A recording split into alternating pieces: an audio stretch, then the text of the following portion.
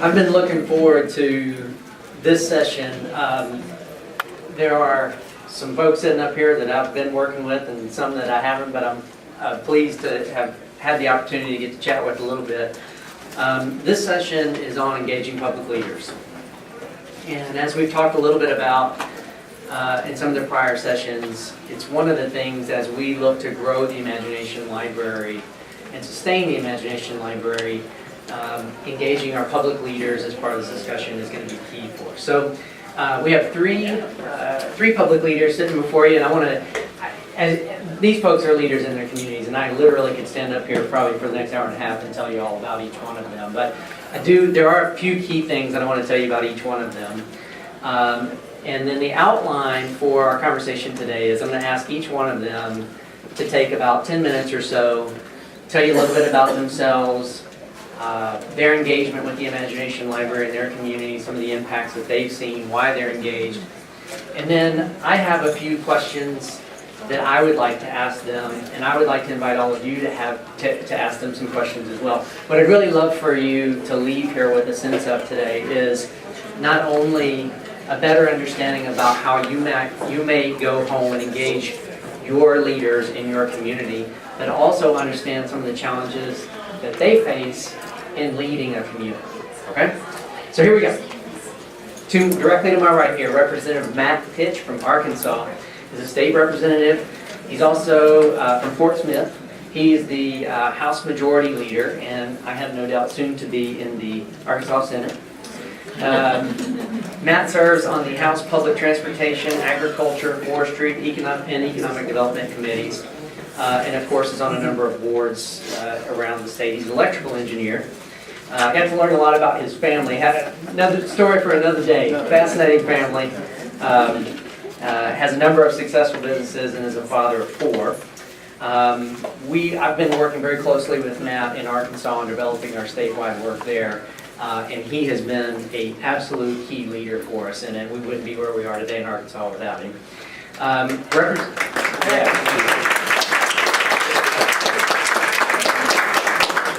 In the middle, Representative John Forgety from Tennessee, and I'm so glad that I did not say Fogarty. I'm trying to remember. I want to say Fogarty for all of our music fans out there. Representative Forgety is from McMinn County. His father was career military, and John served for many years in the Tennessee Army National Guard with a couple of years of active duty. He also served in public education for over 10 years as a teacher, coach, administrator, including 16 years as the director of schools for McMinn County. And so I gathered from reading a little bit about you that your family is either in the military or they're in education. One or two. Does that sound about right? Okay. Like Representative Pitsch, Representative Forgety also serves on a number of boards and is heavily invested in many community projects. And so as you can imagine, with his background, his family background in education, as well as being a community leader, he's been a key partner for us in Tennessee in working with the Imagination Library through the Governor's Books from Birth Foundation, and we appreciate you being here today.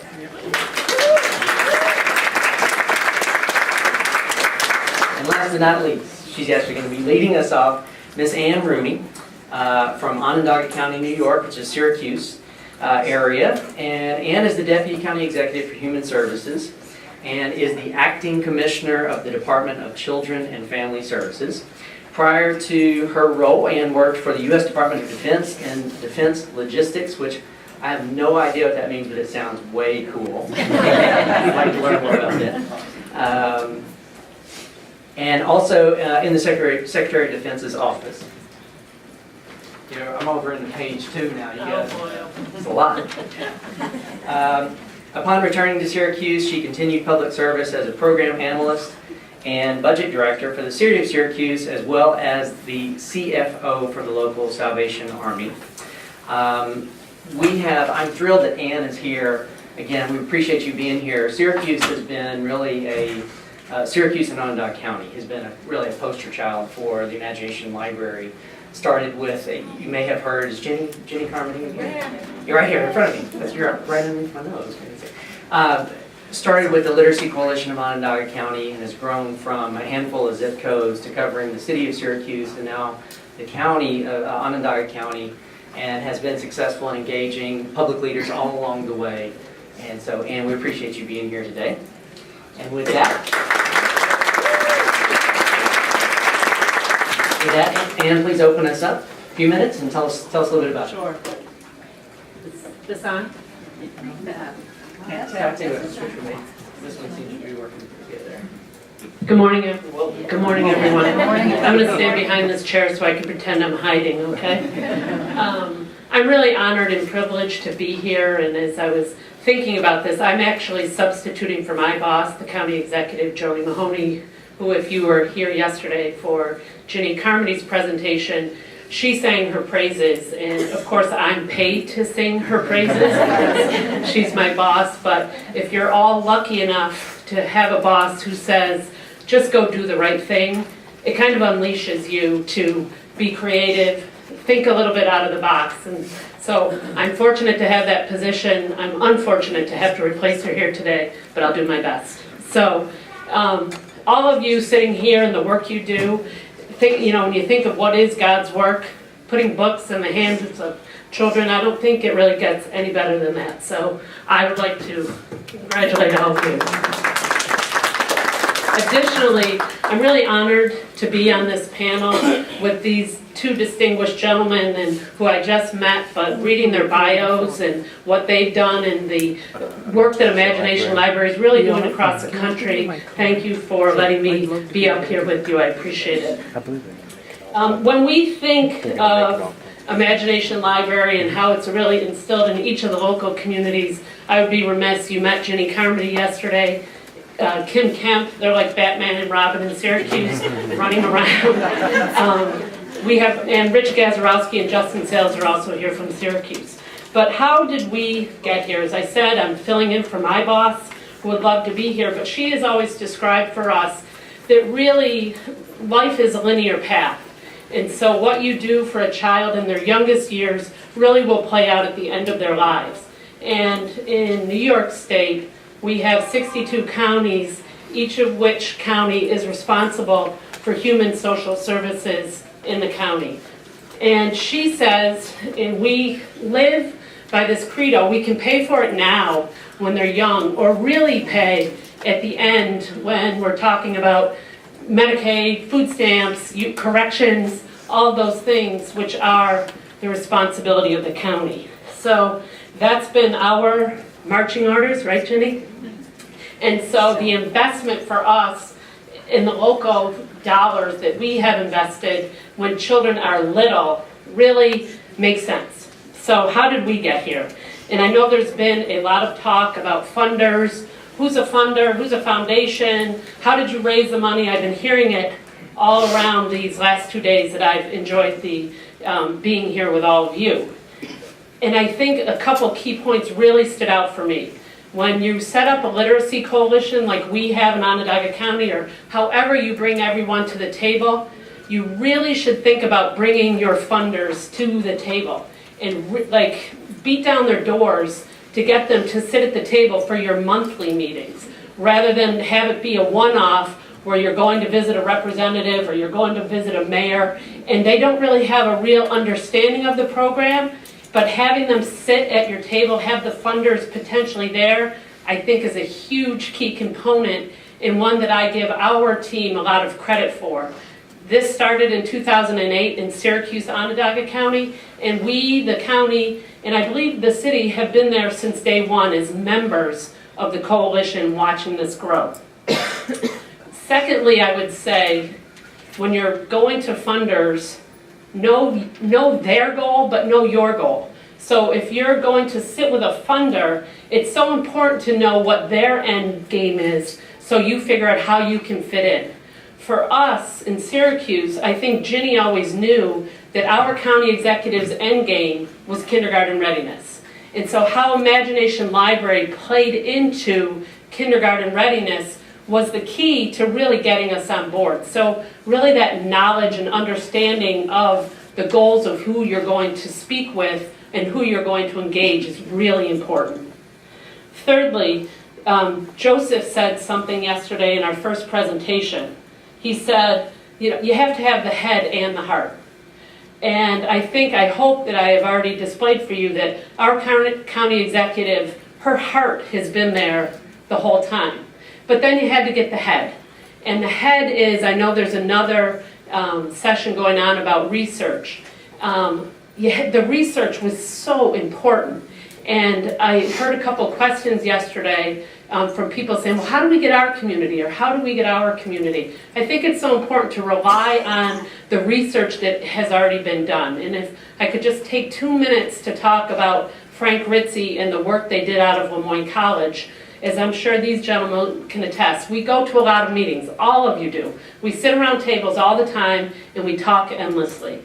Well, I went to one meeting that Ginny emailed me, and she said, I really think you're going to want to go to this management action team's meeting this month. And I don't go to all of them, which I apologize for, but I make the coalition meetings. But she said, you're going to want to go because Frank is going to release his information about all the research they did with Imagination Library. This is where the head comes in. So I went and I was listening, and we are fortunate enough that we have a cohort of children that have now been in Imagination Library for between 3 and 5 years, since their birth. And he was able to study them, follow them since that time, and now they got to their kindergarten readiness exam. And he measured controlling for every variable and was able to demonstrate that the children enrolled in Imagination Library were 30% more likely ready for kindergarten than the children who were not enrolled. Of all the meeting, I will never forget it. I wanted to get up on the table, I wanted to dance, cheer, like, yeah.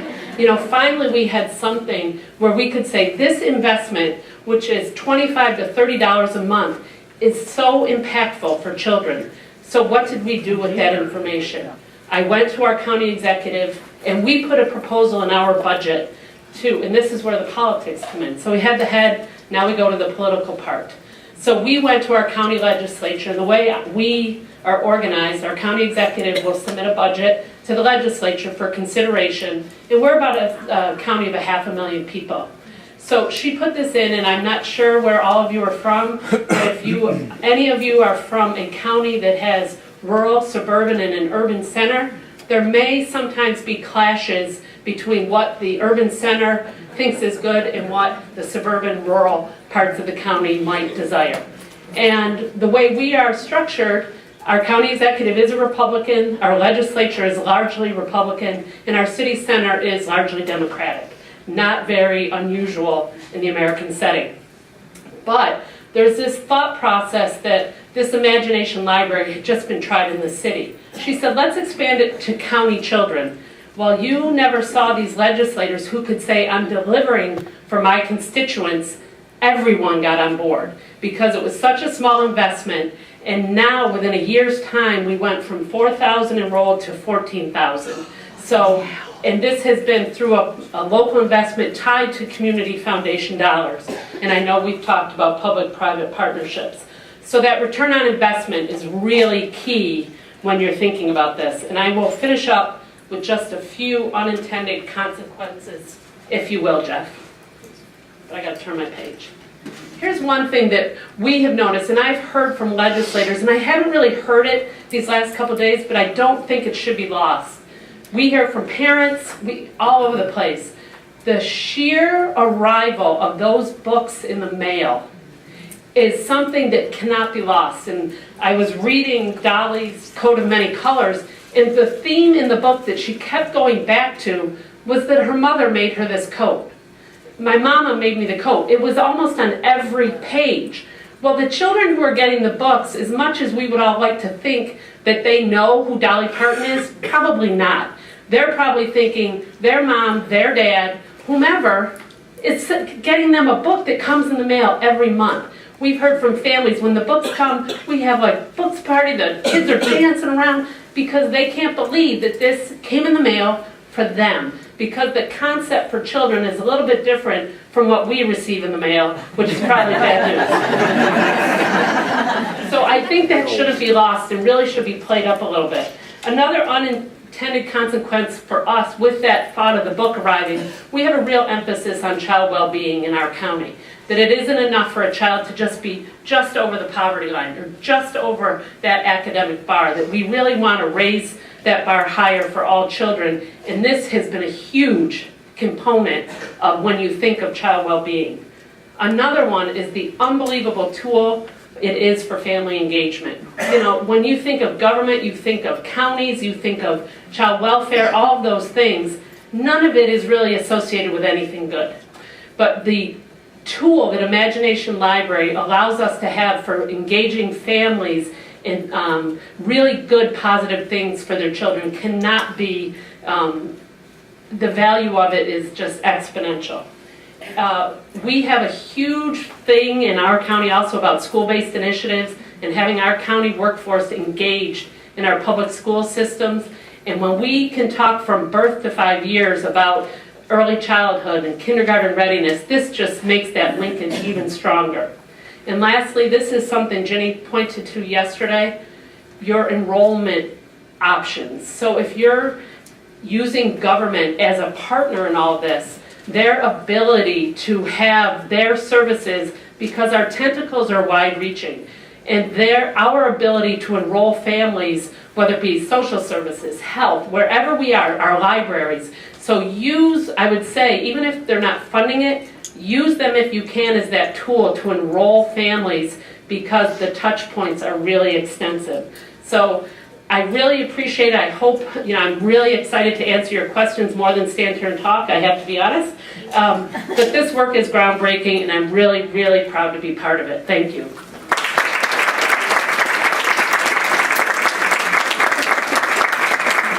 Thank you, Miss Ann. That's indeed a hard act to follow. And Matt and I were talking. It's good to have a rose amongst these thorns. Ladies and gentlemen, I'm truly honored to be included here today. And when I got here, ran into an old friend of mine, Fred Rose, and I were old college teammates back in the 60s, in the dark ages. And I had to tell him when I ran into him, I said, now Larry, he goes by Larry too, I said, whatever you do up here, this is an election year, and whatever you do up here, tell anything you want to tell on me from the old days, except don't tell the truth. Ladies and gentlemen, when we're talking about children, I'm reminded regularly, regardless of what your political affiliation is, sometimes we get terribly wrapped around the axle about whether we're Republicans or whether we're Democrats. We're human beings. And 100 years from now, it really isn't going to matter how much money we had, or what kind of beautiful house we lived in, or what kind of pretty clothes or big car we had. It is going to matter if we made a difference in the life of a child. And that is what we're about. And engaging public leaders, ladies and gentlemen, I know that as when you're in a leadership role, whether you're a public servant or you're a private citizen, you get lobbied all the time for assistance of some kind, and they're all wonderfully.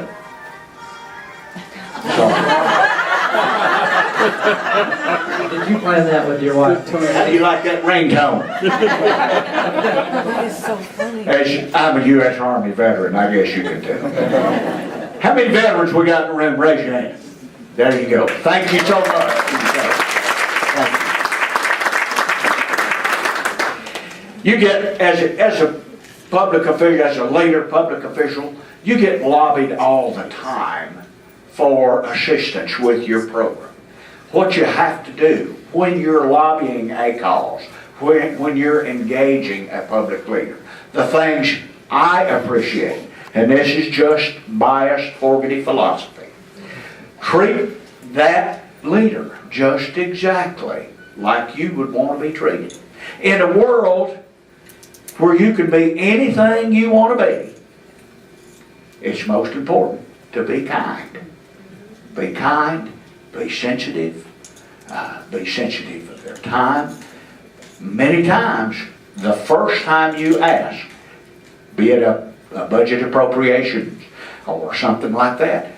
Folks need a little time to think about it. So just bear in mind, when you're engaging a public official or a private citizen to support your cause monetarily or morally, either way, just treat them like you'd want to be treated and tread lightly. I found that works very, very easy. We have lobbyists from time to time, and I know you guys have seen some of them that are somewhat demanding. They're nice people, but they're a little pushy, and I promise you that doesn't work. I think when you're engaging folks like that, one of the very first things you need to do, it resonates very well with me, when you are lobbying a cause, diplomatically establish the credibility of your program. You and I and our circles know all about the Imagination Library, the books from birth. We know all about how important that is. Sometimes those folks that we are engaging aren't as up to speed on that. So let's tell them just exactly how many volunteers there are in our program. Let's tell them just exactly that we have many people with skin in the game. We're a public-private entity. Let's tell them they may not ask you in any nonprofit. They may not ask you, is there an administration cost for this foundation? Tell them what it is. If it's 2%, tell them. If it's 15%, tell them. These are questions they want to know. They may not ask you, but that will resonate well, especially if you're asking for a budget appropriation. If you're asking for some kind of support, otherwise morally or financially. Tell them and establish what your mission is. That we want to put books in the hands of young people. And just how important, practically important that is. And I've got some statistics from Tennessee that I want to share with you. If you have any nonprofit, if you have oversight, if you have audits, talk to them about accountability. Do it as diplomatically and briefly as you can. But tell them what we do about accountability and emphasize from time to time just how many people are here today. How many people in the state of Tennessee, New York, Arkansas are involved in this. Not for their own children. Our children are grown. We're doing this because it's the right thing to do, to help our fellow man. That's what we're doing. It's just, but when you talk to them about accountability, it resonates very well, I think. Let's talk about the practical side of it.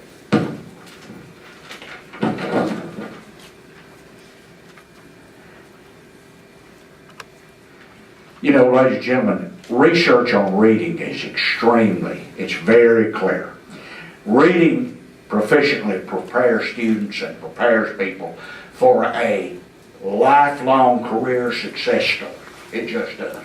And not being able to read, and from time to time I have been known to say, in support of causes just like this, if you think educating children is expensive, try not educating them and see how expensive that is.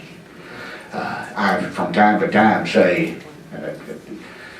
if you think education's expensive, try ignorance, but be a little more diplomatic than that. Ladies and gentlemen, just some of the things that we are addressing in Tennessee, both as educators and as legislators, and I tasked the Department of Education's research analyst in Nashville to get some statistics for me. Some practical, boots on the ground data that will tell folk exactly where we are academically in Tennessee. For instance, less than half of the students earned a score of proficiency in English language arts in Tennessee. 43% of third graders read on grade level in Tennessee. And that's based on the 2016 Tennessee Comprehensive Assessment Program. 45% of fourth graders read on grade level in 2017. The 2015 NAEP scores, that's National Assessment of Education Progress, 33% of Tennessee students demonstrated proficiency in fourth grade reading assessment, 33%. So from a practical, boots on the ground perspective, we desperately need to address reading, language arts issues in Tennessee. 2/3 of students from homes that are not economically disadvantaged performed at grade level in third grade in Tennessee, and only 1/3 of those students from economically disadvantaged homes read on grade level by grade 3. Of the students who performed below basic on the 2013 grade reading portion of the Tennessee Comprehensive Assessment Program, only 1/3 improved to basic by 5th grade. Ladies and gentlemen, by age 4, in professional families, children hear an average of 30 million more words than children in economically disadvantaged homes. Those are issues we need to address. If a student in 8th grade is not reading on grade level, they are 4 times less likely to graduate from high school. 90%, ladies and gentlemen, of a child's brain is formed by kindergarten. So what you are doing and what we're doing, what we are asking, engaging our public leaders, be they elected officials or private citizens, leaders, this is what we're asking them to help with. A 2001 national study found that the ratio of books to children in middle-income neighborhoods is 13 books to 1 child. While in low-income neighborhoods, the ratio is 1 book to 300 children. Goodness, we need to address that issue, ladies and gentlemen. In Tennessee, we have Governor Bill Haslam, a wonderful human being, and the Tennessee Department of Education have started a Read to Be Ready program to try to address some of these issues.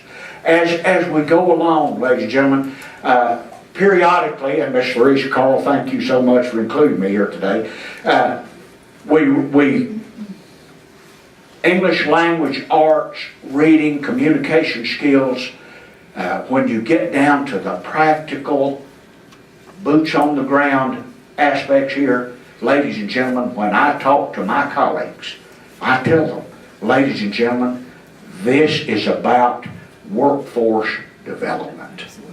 In Tennessee, I don't know about where you live, in my district, Matt and I were talking, our unemployment rate is at an all-time low. Our issues in Tennessee is not the availability of jobs, it's the availability of a capable, competent workforce. And when you're engaging your leaders, the practical side of this is economic development, this is workforce development, this is desperately needed. We have plant managers meetings quarterly in my district. And I'm talking about not a county of 55,000. I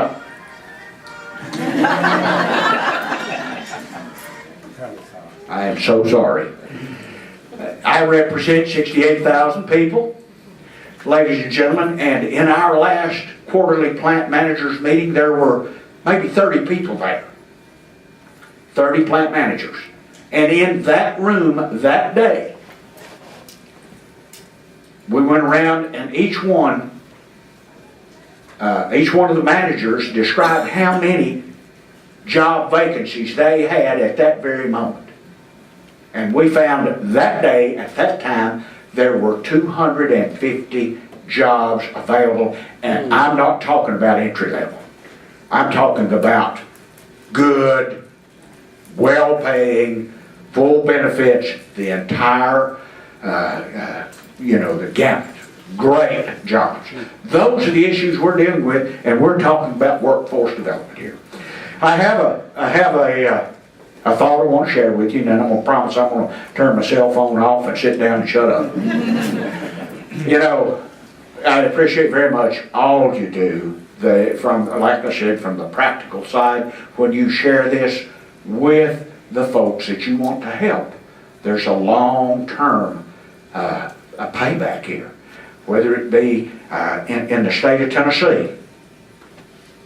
It costs a little more than $100,000 a year to incarcerate an individual.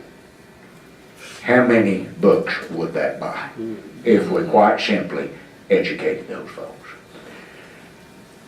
And in closing, I want to share a poem with you that resonates very well with me. This particular poem was read by Justice Sandra Day O'Connor when she was the keynote speaker at a Harvard commencement ceremony.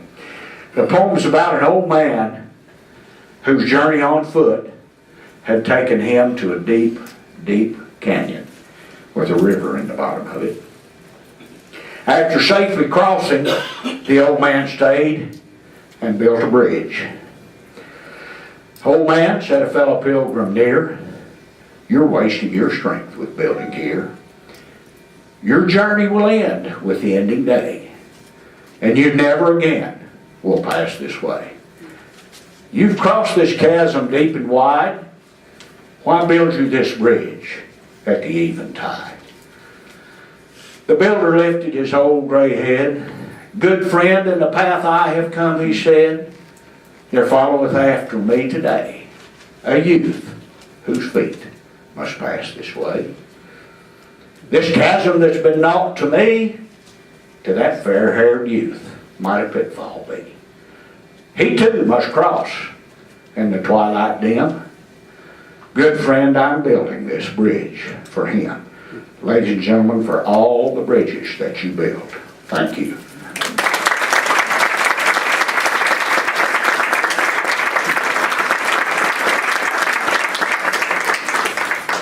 Good morning. Thank you. Great job. Hard acts to follow. My name's Matt Pitsch, and it's an honor to be with you here today. I don't stand still very well, so we're going to move around a little bit.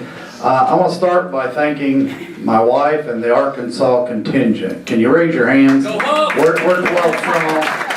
Being the third speaker, I think we ought to, we're not going to call the hogs, but I think we ought to stand up a little bit. We've got Dolly Parton in the back of the room here.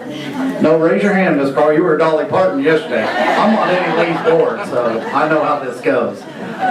Stretch a little bit. We're going to get going here in just a quick second. While you're standing up, I want to ask a quick question before I really start the message. How many of you heard the door slam? I got one hand there. What'd you hear? I just kept going. Kept going, huh? I do this whenever I speak about Dolly Parton Imagination Library. Because what happens is a door slammed at the end of this school year, and it's slammed hard. Our third graders will never be able to go back to third grade. And in Arkansas, a little over a third of them can read at the appropriate level. And that's how life is. The door doesn't let you go back. Do you remember kindergarten? Wasn't that a great life? Cookies, milk, a nap every day. Who's signing up right now? Yeah, all right, we all are. The reason I bring that up is life is like that. We've got several major cliffs that our youth face. And two of them that I think are really big, as he said, I'm an electrical engineer, but two of the really big ones are the third graders that aren't reading at the right level. And I'm looking at a room, are my Arkansans in the back here? I told my board as a state board, we all look alike. And that's the message of my speech, because there's other people out there, and we all look alike. This room is full of lovely people who you can easily envision, every one of you, putting a little toddler up on your lap, as Eddie Lee talked about cuddle time, and you'd read him a book. Now let me introduce you to your public official. Do they look like that? Have you heard of the book, Men Are From Mars, Women Are From Venus? My wife of 32 years is in the audience. Next month we celebrate 32 years. And we're as different as night and day. She's creative, she's an artist, she works with special needs kids. I'm a CEO. I'm a legislator. I'm cutthroat, I'm mean. I cut business deals on a regular basis. If you're trying to get someone like me, this is the insight Jeff asked me to give you. Because most legislators aren't the type of people that want to sit down and read to a child. They're dealing with 55 people in an hour. I gave you 5 minutes an hour, who want something from them in the way of funding, budgets, appropriations, etc. They just think different. I think she left, but I wanted to congratulate the lady that did fundraising yesterday. But I want to read something from one of her slides, and you see if you hear it different in this room. Reading exposure during the critical stage of development prior to kindergarten seems to have a meaningful, measurable impact on how a child's brain processes stories and may help predict reading successes. In a room full of nice people, my mom was a librarian, she was one of those nice people. What did you just hear? What? Oh, beautiful picture. Where's Norman Rockwell with the painting, right? But you know what a hard, cutthroat business legislator CEO heard? Seems. And what was the other word he heard? May. They just said, you don't know what you're talking about because your hard data isn't right and I can't give you money for funding. Do you see the difference? Now I want to give another analogy. I just talked about my wife and I being complete opposites, and that's where great things happen. Eddie Lee, stand up. You were a speaker yesterday. How many people were in Eddie Lee's board or his speech yesterday? Eddie Lee and I are so much alike it's almost scary. And I apologize for that. But he and I serve on the same, he's the United Way director, I serve on his United Way board. But Eddie Lee and I both have a passion for sports. At the start of this week, I told my wife, guess what? I'm going to have a life opportunity. We're going to drive to Omaha from Pigeon Forge, Tennessee, and go to the College World Series. Go LSU. Go LSU. But what did my wife do? Oh my gosh. That's 31 hours in the car. But it's a bucket list item. But if I suggest that to Eddie Lee's going, yeah, where can I come? Let's do that. Eddie and Lee and I were both college athletes. We're both in our college's Hall of Fame. We think alike. We look in a mirror and see each other. Eddie Lee was the one who came to me and asked. He kept his hair. That's all he's got to do. That's fine. But Eddie Lee came to me and said, we have a disaster. Arkansas needs funding for Dolly Parton Imagination Library. And we have this wonderful lady named Pam Hunsaker and Jeff, and they've got a great plan. We got Mary Ann, raise your hand, Mary Ann, she's my rock star. She's taken Dolly Parton Imagination Library into 60 counties out of 75 without a penny. Clap for her. But Eddie Lee came to me and said, we're asking people, and they're not listening in the legislature. They're just not listening. They're seeing somebody else. They're seeing somebody from Venus instead of somebody from Mars. And I said, well, here's your problem, Eddie Lee. It's the people they're asking. You need to ask somebody else. And you need to look like them. When you're a partner with somebody, you have to look like them. You have to talk to what they need. The lady yesterday in fundraising, she said some great things, but she said a couple things I kind of went, ugh, because I'm not that way as a CEO. But one of the things she said was, your message is totally not important. Now, in a room full of really nice people, what's important? That 2-year-old who you just, as Eddie Lacy, you're tying them to your lap so they read the book with you, right? That's the message to a legislator. Is that important? No. How about a CEO? In our state, we went to the governor and we told him what the message was. And this is, as Representative said, is an amazing program. And believe me, I'm an engineer. We researched whether you were an amazing program. And you are. You have a thing called longitudinal data. And I really think it ought to be the mantra of everything you talk about from now on when you talk to a public official. Because our pre-K program, and I just got done in a fight where we expanded our pre-K in Arkansas against a budget that was declining. We still funded more pre-K. Yes, right. But the problem with that is states are budgets. They need 55 people an hour. Ask them for money. Okay?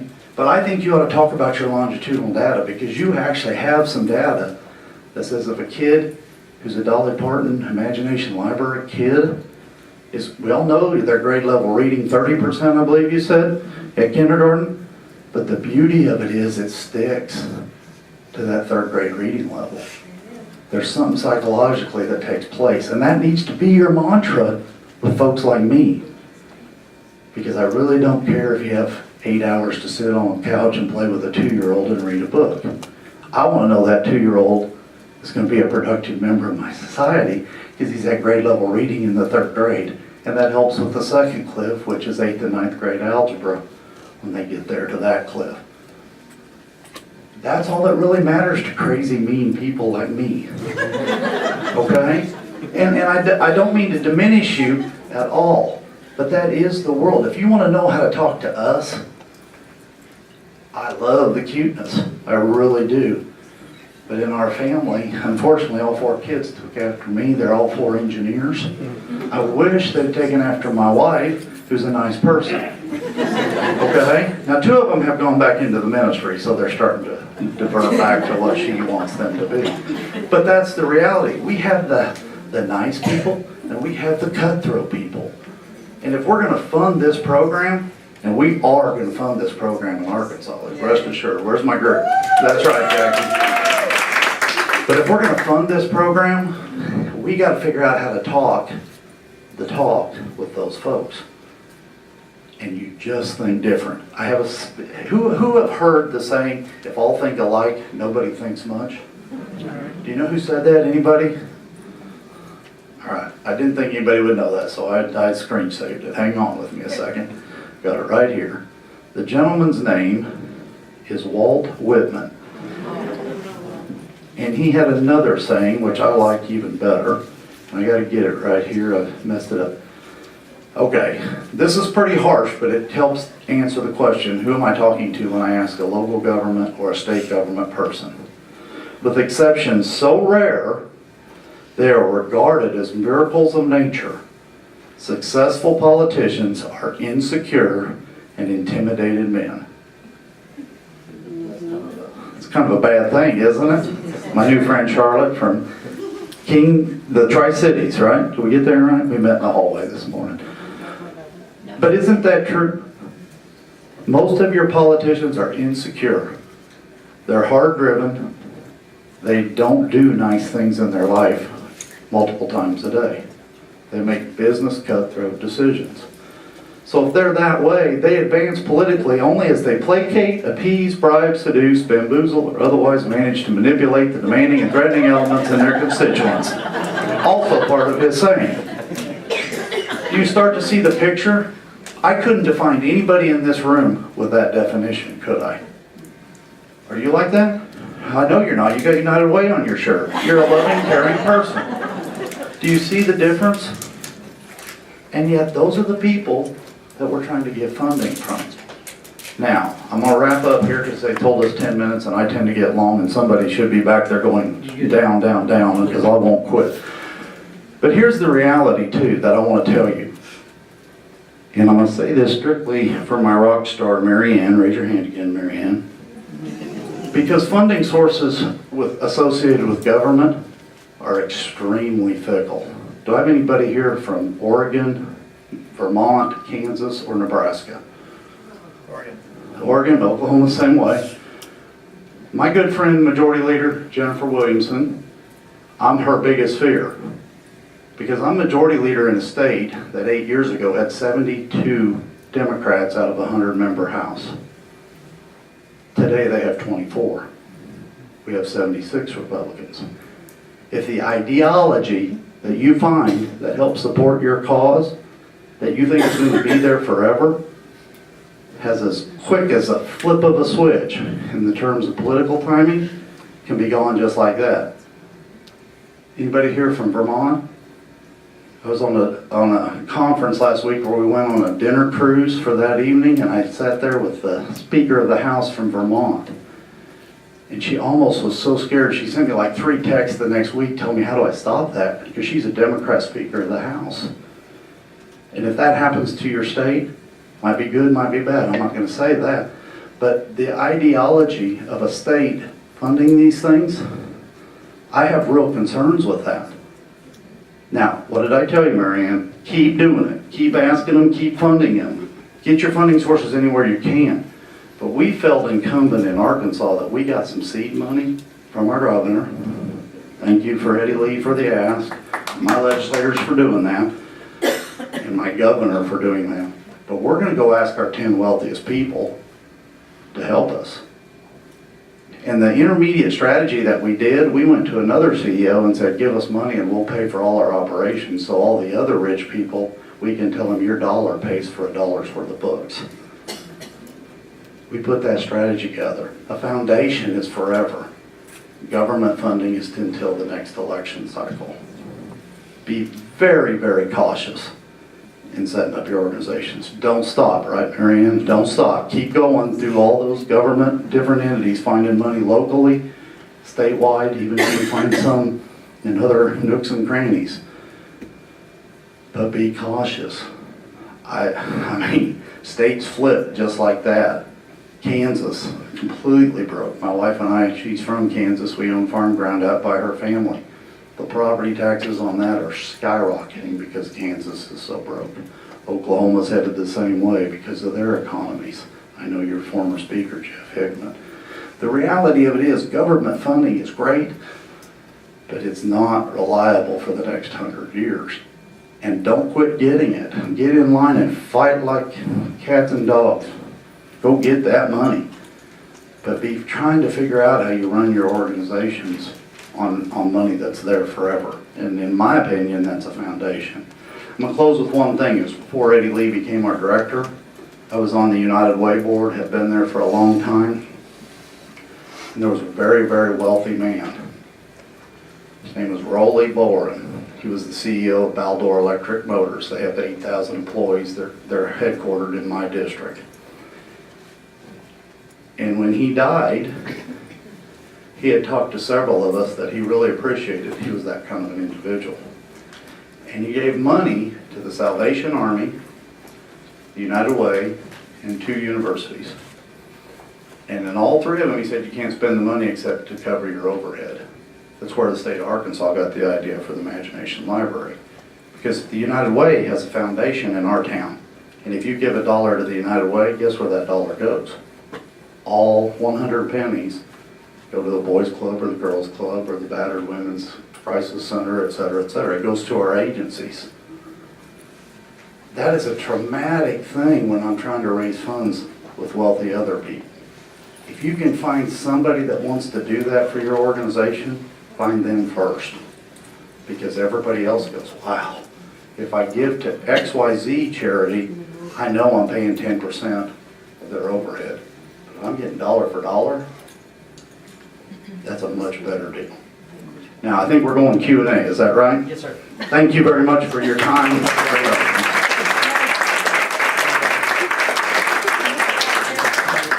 Thank all of you very much. I'm going to start with an opening question, but please be thinking of any questions. I'm sure you already have. Please be thinking of any questions that you have. So I'm going to kick us off with a question, and then I'm going to turn to you guys and let you interact with them. But as public leaders, you're challenged to be good stewards of public dollars, right? And as you mentioned, Matt, and all of you, they're constantly challenged with people coming to them and asking them to support politically, financially, etc., the program that they care about. If, as a very pragmatic question, if any one of these folks were to come sit down in front of you to talk to you about the Imagination Library, and theoretically if you've never heard of it before, what should they bring to you? How long should they plan to engage with you? 5 minutes, 10 minutes? Should they bring you the problem and the answer and the ask? I mean, what? We'll take turns. Go ahead. I think what you have to come with is, I think I mentioned it a little bit, knowing what the goal is of the official you're going to talk to and how Imagination Library fits into that. And clearly, I think all three of us have talked about the return on investment. You know, that this is a program for the long haul. This is economic development. This is workforce development. These are all those things. But for me and the number of people who are requesting our local funding, it is about that return on investment, and that's the key. And the research, I think all three of us have pointed to that. Great question, and exactly. Ask for 5 minutes. Because believe me, when we are in session, when they are in session, when you are in the office, 5 minutes is a great deal of time. Now, if the person you're lobbying becomes interested, and they will, if your first 3-4 minutes go right, your meeting will end up being actually 10 or 12 minutes. Because they will engage you if they're interested. I always try to if there's something there, if you've gotten their attention, and you need to do that, I always think that as politicians, ladies and gentlemen, we put together little business cards that says, vote for me. On the back it's got the University of Tennessee football schedule, or we have a pencil that says Syracuse University basketball. Syracuse University basketball, or the Razorbacks. It says, it's something that we put on there to make it useful. So periodically they might keep that football schedule. And every once in a while they'll turn it over and say, oh, John Forgety, oh, what is that? That's the guy I remember. Come up with some little something, if you can, leave with them. Possibly, and I saw some out in the hall, a bookmark is what I use, ladies and gentlemen. And it has my resume on the front. It has a quote from a hero of mine on the back, John Wesley. But if we had a bookmark that told all the good that Dolly Parton Imagination Library does, everybody needs a bookmark. A little something you could leave with them as a reminder. This is who I am. Dolly Parton Imagination Library Foundation. Please remember me. Just a little something that speaks to your cause. On the back, this little bookmark says, do all the good you can, all the means you can, in all the ways you can, in all the places you can, at all the times you can, to all the people you can, as long as ever you can, John Wesley. Leave a little something with them so they don't forget you. I'll reiterate, successful politicians are insecure and intimidated men. Remember that. And rest assured, you don't have to be good at it. Eddie Lee got me to go meet with the person that was our director. Pam was in the room. And that person was horrible. Horrible. So much so that Eddie Lee asked her right after the meeting, are you willing to be coached? Because you really stunk up the place. Okay? But your program sells. I should clarify that of the 55 things people ask us for, none of them change the culture of our society like what you're peddling. I don't mean to diminish it by calling it peddling, but when you're in front of a legislator, you're peddling your idea over 54 other ones. But the 54 other ones don't change lives, cultures, communities, states, and the planet. Yours does. But you gotta get to that 5-minute. I'm in total agreement with the 5-minute deal. I had a county judge at the Capitol with me, and he came to my office, and he sat there, and he wanted to meet the governor. Like, that's an easy thing to pull off. And I said, well, come to me. He's at the committee meeting I'm headed at. He's testifying. Maybe I can get you a minute or two with him. And we walked through the chamber of the Capitol, and about every 4 feet as the majority leader, I get pulled aside and somebody says, hey, we need to do this, or how about this vote, or I need you to look at this appropriation, or I need this blah, blah, blah, blah, blah. And we got to the committee room, not even 200 yards with a flight of steps. And he stopped and he was shaking. I said, what's the matter, Judge? Are you having a medical something? He said, I couldn't do your job. He said, I have a meeting and it lasts an hour in my office. You just had 45 meetings between your office and the committee room. That's what you're dealing with. You're not dealing with quiet, sit on the couch, read to a kid. You're literally trying to catch us as we race from one committee to the other. And it's a frantic, fast-paced, high blood pressure. There's a reason we're mean as snakes. I mean, everybody raise your hand. Only if you're sitting on this edge, take your hand down. See everybody with their hand in the room? That's how many people hate politicians. Because 10% approval rating. They come by that naturally because they're so hard to catch and keep up with. But you have a story that we in legislative bodies need to know because your story changes our culture. Get to them. Does that answer? Thank you. Yes, sir. Thank you. Thank you all three, especially our esteemed member from Tennessee and all of you. This is just a little piece, maybe just to add on to what you've said, a little piece of advice that we touched on yesterday, but when our program was started almost 13 years ago, the first president, whose name, believe it or not, is Lady Bird, was Lady Jackson at the time, started working on building a reserve fund. And our board requires that we have a year's worth of operating reserves at all times. And some of us in the nonprofit world, I've been in the nonprofit world for 20 some odd years, used to think, we can't have reserves because they'll think we're rich and then they won't give us any money.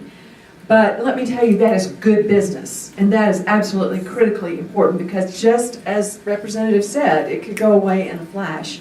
The other thing is that we raise anywhere from $500,000 to $800,000 in private funding. If you remember, we have 95 counties in Tennessee. So that funding is some of it rainy day, some of it discretionary. A good bit of it passes through to counties. But as I mentioned yesterday, it's diversified, diversified, diversified. Diversify your resources. Be grateful for the partnership that you have and that you develop in your state. And then finally, I think one of the things that I go around and say to funders is, where can you give your money where it's leveraged in this way? I don't know of any other institution or nonprofit that leverages your investment in the same way that Dolly Parton's Imagination Library and our program in particular does. So I think that's really important. And then finally, there are, to those in government, there are, 700, 800 volunteers who are so committed in our state that they keep doing this no matter what. And guess what? They're your constituents.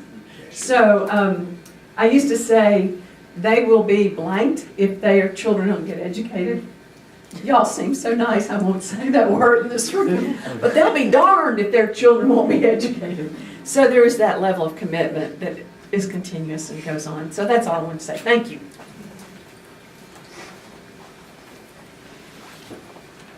Thank you. I'm an executive director for United Way also, and we are the affiliate for our program.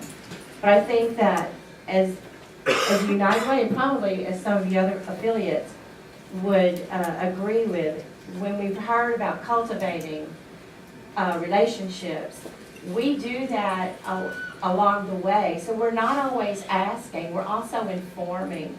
and giving our legislators information that they may not have. For instance, on housing development, on workforce development, and we just released an Alice report which categorizes the level of poverty in a different way. And so this information we have learned is very important to our legislators. So if you're going to them and giving them information and not always asking for something, I think you start developing that trust. And I think that, I wanted to. Absolutely. Yeah, I agree with that. You reminded me of something, and can I share what you just whispered to me? He said the phone calls I got being here were from my majority leader.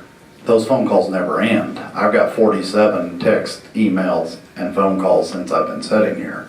So the point is, in fundraising, and this was one of the problems I had yesterday with outstanding presentation on fundraising, is get to know them before you ask for their hand in marriage.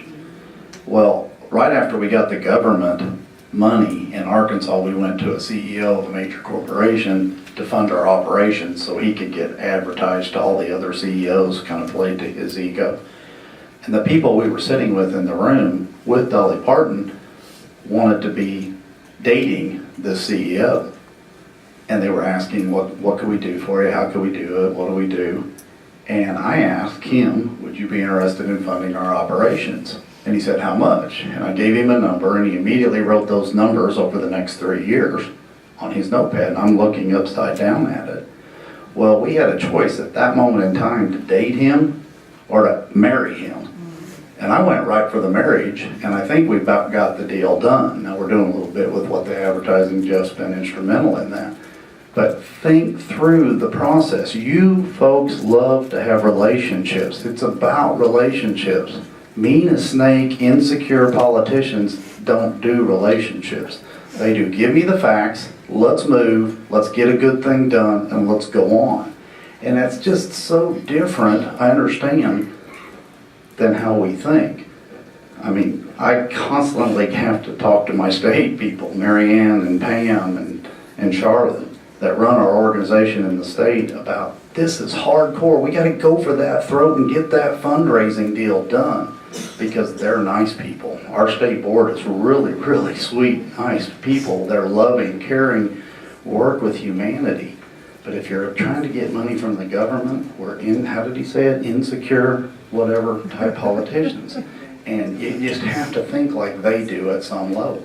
Because wanting to meet with them 10 times over the next 20 months isn't probably going to happen in their schedule. So, does that make sense? That's a very good point. And as a person with a cause that you're lobbying, a big portion of what you need to do is educate that person that you're asking, that politician. Don't assume that they know how much impact Books from Birth, the Dolly Parton Imagination Library. I'm very blessed to have friends like Abby and Teresa that I'm close to that after spending 4 years in the public school business. I know but some of the things that the qualities of this program. But educate that person. Because believe me, the rest of the world doesn't know the kinds of things that we know about this particular program. And do it in all the way, in a world when you can be anything you want to be. Be kind. I think, go ahead. Hi, is this on, Jeff? You just have to put it right up to your Oh, mouth. one of these? There you go. There you go. Okay. Hi, I'm Patty Pertain. I'm a television news commentator from Southern California in the Palm Springs area. And Pam is my rep, whom I got to know on the phone a couple years ago. One of the things that I don't know if you've talked about yet, because I don't know if you've talked about media in particular at any depth, but I've been a broadcast journalist for 48 years. I own my own television studio, my own station, and I own the time in the show. There's something about multimedia today, and in particular if you start with television, people are saying, well, television is going south because you got the phones and the this and the that. You're dealing with an audience of children and parents who are glued to these multimedia things. You're competing with them. If you have a cable or a television station in your area, which most places do, first and foremost, you find a way to get to them. Go to their programming person, because they get brownie points, as you all well know, from the Federal Communications Commission when they want their licenses renewed for community programming. You go to them and say, look, here's what we're doing, and do not be shy, because each of you I know, because I've had an opportunity to meet a couple of you, animated. I mean, don't go up and say, could you give me some time? Oh no, you take a book with you, you put it in their face, and you say, hey, here's what I'd like to do. They will produce free public service announcements for you that are about 30 to 60 seconds long. Or if you get a sponsor like a car dealer, and let me tell you about two things. And tell me, cut me off if I'm going too long, Jeff. I'm about to cut you off. If you go to car dealers or furniture stores, they're the ones with all the money, because the furniture stores have a 100 to 200% markup in their product. They do. So go to them and say, look, would you underwrite the cost of putting our public service announcement on regular airtime as opposed to the midnight time when they normally put PSAs on? So you give them a little blurb at the beginning. This message is brought to you by this mattress company. This message is brought to you by this mattress company. And in the middle of that, you get a 30-second commercial, and it airs during prime time. So, and then you ask for a 30-minute program with one of their broadcasters that are there, and ask one of these guys to come on. You will never meet a politician that won't come on and give you 30 minutes of free airtime. Happens every time, because the one thing they need is publicity, because they need to get reelected. And when you're running for reelection, the most thing they buy is TV time. So there's all these different ways, and if you all need any help at all, call Pam, and she'll give you my connection, my phone, my email, my text, you name it. And her counterpart, whom I have yet to meet, I think it's Jane? Christy. I'll meet her and I'll give her my card. You can call, and I will be more than glad to help you. Because I'm very, very fortunate. I self-fund my part of the Dolly Parton Library for the entire region. The only reason I get to do it is because I have television programs that make money. Then I don't have any kids, I have 2 puppies. So, this is where my money goes. And so I'm in a unique position, and I can teach you all, if you want to, how to get into a position of almost being self-sufficient. I'll be glad to help you. And it's kind of what I do in addition to all the other programming we do. So if you need anything at all, I'm more than happy to help. Thanks, Patty. Appreciate it.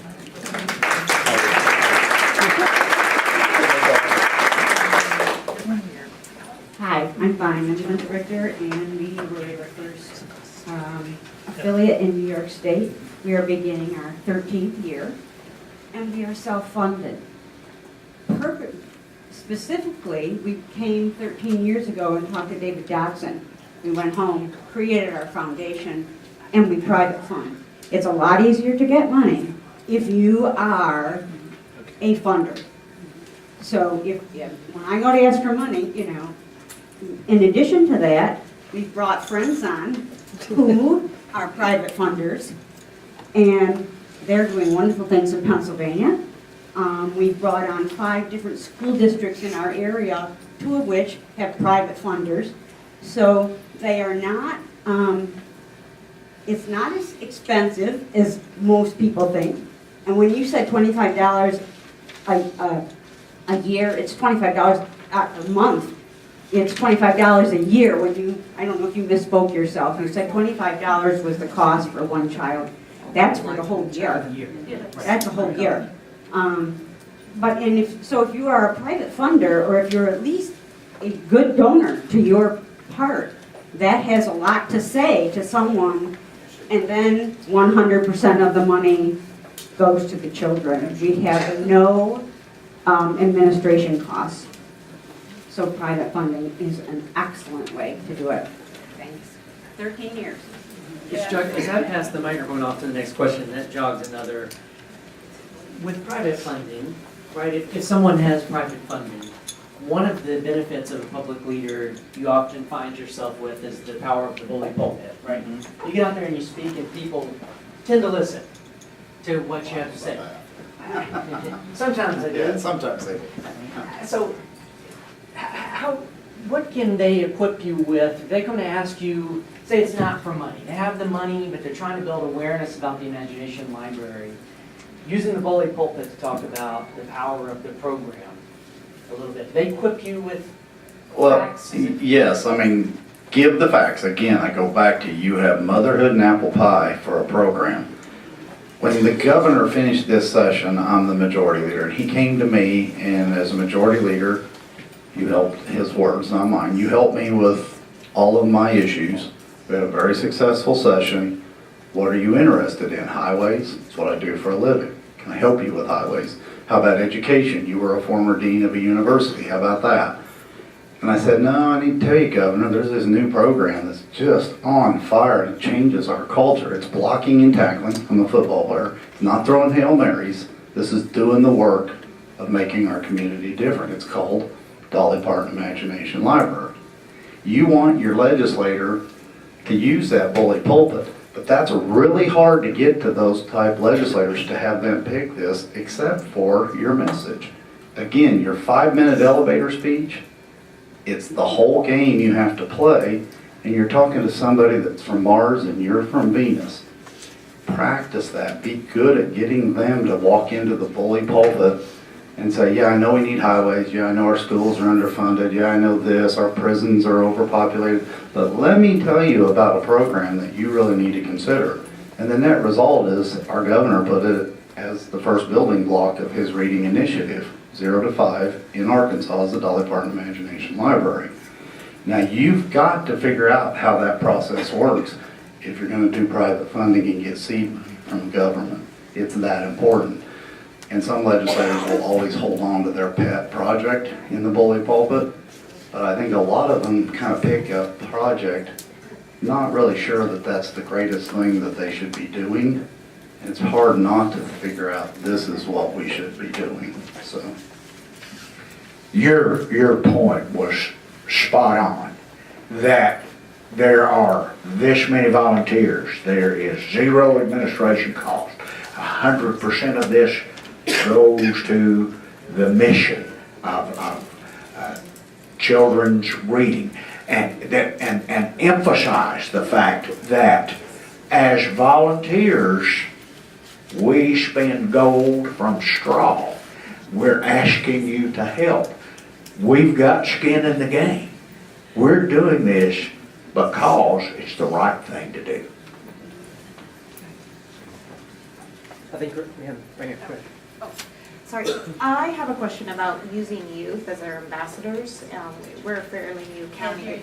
Oh, can you hear me now? Right. Sorry. Using youth to kind of extend our message. And so we're a fairly new county, and so we have an 11-year-old going on the radio talking to Rotary. But like when I hear you as like being a snake, Yes. you know, because that next level is like, you know, your voter supervisors looking. What is your guys' thoughts on using youth to extend our message?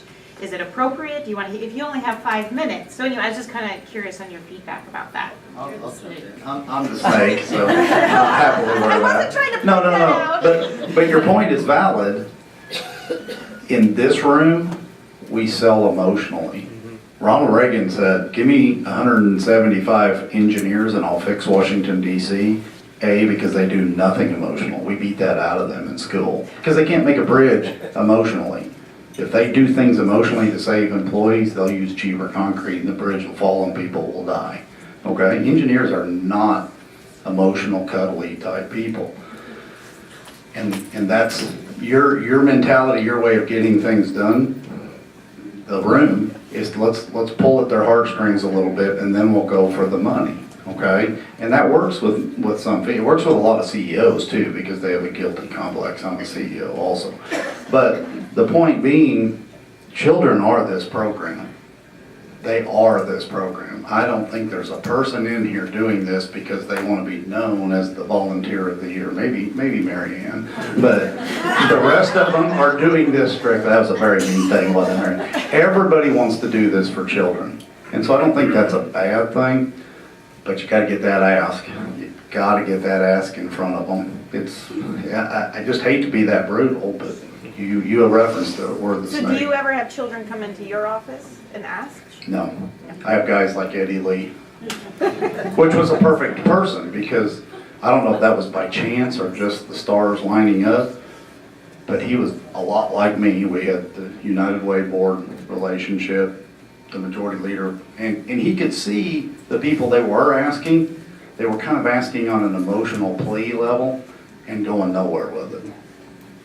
So it was very intuitive on Eddie Lee's behalf. We have about 1 minute left, and I know we don't want to stand between people and lunch, so we got 2 more real quick.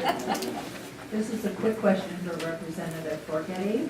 Who was the poet of that beautiful poem you recited? The bridge, about the bridge. I have no earthly idea. I love that. I memorized that many, many years ago, and I have no idea where that came from. I first heard it when Justice O'Connor read it at that convention, Sheriff. But I'll be glad to share it. The bridge builder. It may be the bridge builder, and I'd say you can find it on the internet. I wanted to point out one thing that was a subtlety that is easily missed in what I think Representative Pitsch just pointed out. After the question was asked about, do you ever have a child come in and make the ask in your community? And he said, no, actually Eddie Lee was the senior. It was a great point in that one of the suggestions made yesterday by Belinda was getting the right person to make the right ask. Right? And so. Right time, right ask. Yeah, right time, right ask. And Eddie Lee was the exact right person to go sit down and talk with Matt. And that's why, one of the key reasons why that worked. So. And he had a relationship with him. And he had a great relationship with him. That's one Mary. I just wanted to defend myself, but also to share that what's going on in Arkansas can go on in every state in the union.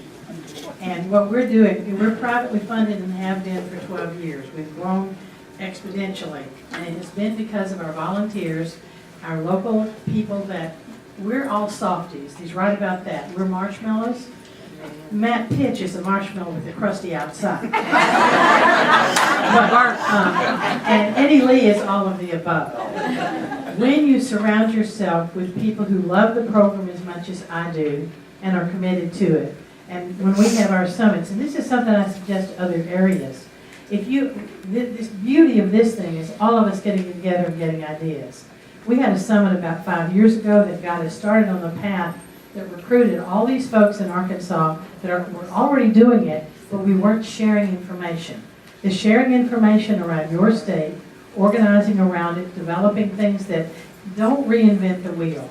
Get together, make your plans. Pam Hunsinger has all the documents we've developed that are making it possible for us statewide. And it can't happen.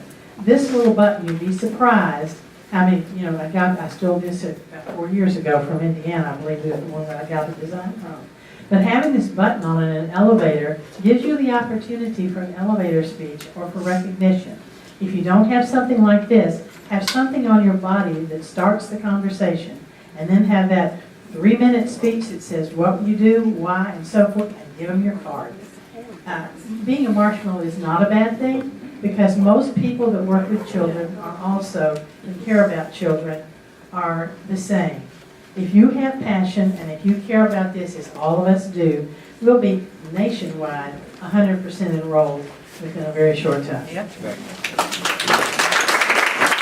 give our